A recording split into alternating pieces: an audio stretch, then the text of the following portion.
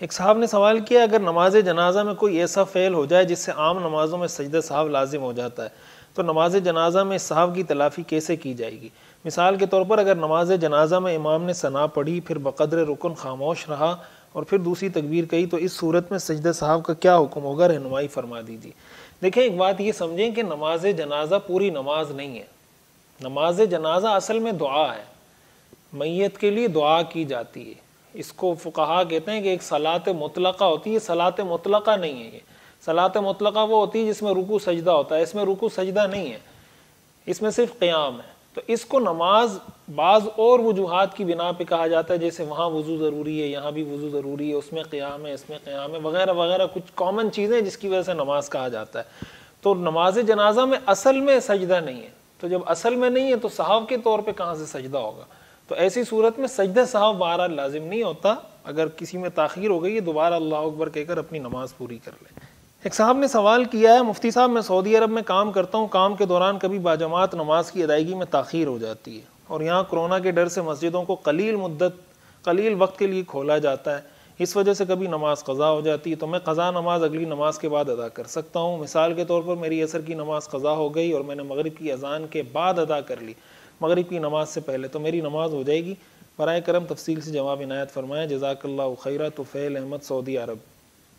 دیکھیں اگر مسجد بند کر دی گئی ہے پہلے تو کوشش کریں اس وقت میں پہنچیں۔ اگر مسجد بند کر دی گئی ہے تو مسجد میں نماز پڑھنا ضروری نہیں ہے، وقت کے اندر ادا کرنا یہ ضروری ہے۔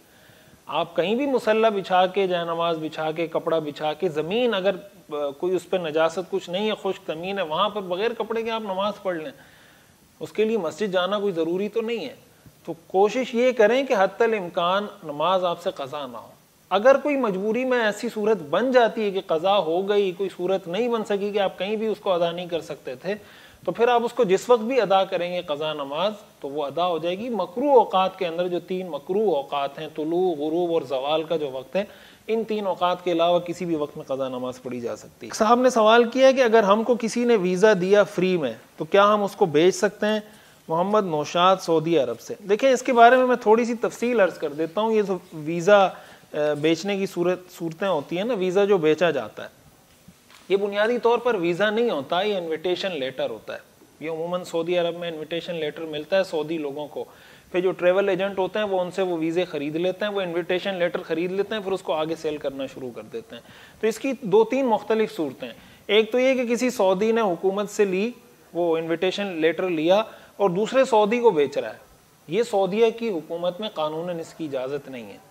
مثلا انویٹیشن لیٹر آپ نے سعودی عرب کو کہا، حکومت کو کہا کہ بھائی مجھے اتنے لوگ چاہیے ملازمت کے لیے، اس نے آپ کو انویٹیشن لیٹر دے دیا کہ بھائی آپ پاکستان سے، انڈیا سے، بنگلہ دیش سے لوگ منگوا لیں، اور لینے کے بعد آپ اس کو آگے بیچ رہے ہیں، یعنی اس کا مطلب یہ ہوا کہ آپ نے دھوکہ دیا۔ تو ایک تو دھوکہ دینے کی وجہ سے اس کا بیچنا جائز نہیں ہے، کوئی سعودی اگر سعودی کو بیچ رہا ہے، دوسرا اس وجہ سے کہ قانوناً اس کی اجازت نہیں ہے، اس وجہ سے بھی بیچنا جائز نہیں ہے۔ دوسری صورت یہ ہے کہ کوئی سعودی انویٹیشن لیٹر لیتا ہے اور اس کو پھر وہ آگے کسی پاکستانی، ہندوستانی، کسی دوسرے ملک کے آدمی پہ بیچتا ہے، کسی ٹریول ایجنٹ پہ بیچتا ہے جو اس کو آپ سے خریدتا ہے اور واقعتاً آپ کو وہ لیبر فراہم کرتا ہے، یا وہ لیبر وہاں پر آتی ہے جس مقصد کے لیے آپ نے وہ انویٹیشن لیٹر بنوایا تھا۔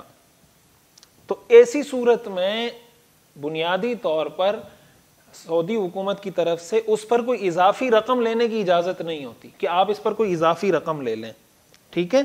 اس لیے اضافی رقم پر بیچنا تو ٹھیک نہیں ہے، فی نفسی ہی بیچنا تو ٹھیک ہے لیکن اضافی رقم پر بیچنا ٹھیک نہیں ہے۔ لیکن اس کا یہ مطلب نہیں کہ اگر آپ نے بیچا تو آپ کی انکم حرام ہو جائے گی، وہ انکم آپ کی حلال رہے گی۔ اس میں جو گناہ ہوگا وہ غیر قانونی کام کرنے کا گناہ ہوگا، لیکن جو انکم اس سے آ رہی ہوگی وہ حرام نہیں ہوگی۔ لہٰذا اگر اس کو بیچا جاتا ہے جو انکم اس سے آئی ہے وہ حلال ہوگی۔ تو آپ نے جو سوال کیا ہے کہ کوئی آدمی کسی ویزا فری میں ملا ہے، تو اگر سعودیہ کا کوئی آدمی ہے اس کو فری میں ویزا ملا ہے اور وہ پاکستان کے کسی آدمی کو بیچنا چاہے تو اسی قیمت پر بیچے جو اس کی قیمت حکومت نے متعین کی ہے، اس سے زیادہ۔ ویزا کا مطلب انویٹیشن لیٹر، یعنی اس کو آج کل کی اصطلاح میں فقہائے کرام مال قرار دیتے ہیں، یعنی اس کا تعلق بنیادی طور پر اس سے ہے کہ یہ اس کی خرید و فروخت اس وقت جائز ہوگی کہ یہ مال ہے یا نہیں، تو اس کو آج کی اصطلاح میں مال قرار دیا جاتا ہے۔ مال کی جو تعریف ہے وہ اس پر صادق آتی ہے،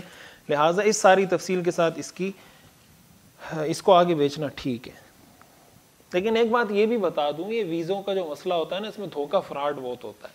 میں کچھ عرصہ پہلے قطر گیا تھا تو بہت سارے لوگ ایسے جھوٹے انویٹیشن لیٹر بنا کے دے دیتے ہیں. جب وہاں لوگ جاتے ہیں کہ آدمی کو کام نہیں مل رہا ہوتا, کوئی جاب نہیں مل رہی ہوتی, بیچارے دوسروں پہ بوجھ بن جاتے ہیں. یہاں لاکھوں روپے خرچ کر کے جاتے ہیں, وہاں کچھ بھی نہیں ملتا. تو اکثر جب ہمارا کوئی لائیو چل رہا ہوتا ہے, کوئی ویڈیو چل رہی ہوتی ہے, اس پر بھی کمنٹ میں لوگ ڈالنا شروع کر دیتے ہیں فلاں ملک کا ویزا حاصل کریں, فلاں ملک کا حاصل کریں. تو یہ بہت سوچ سمجھ کے اس کام میں دھوکہ فراڈ اور یہ چیزیں بہت زیادہ ہیں.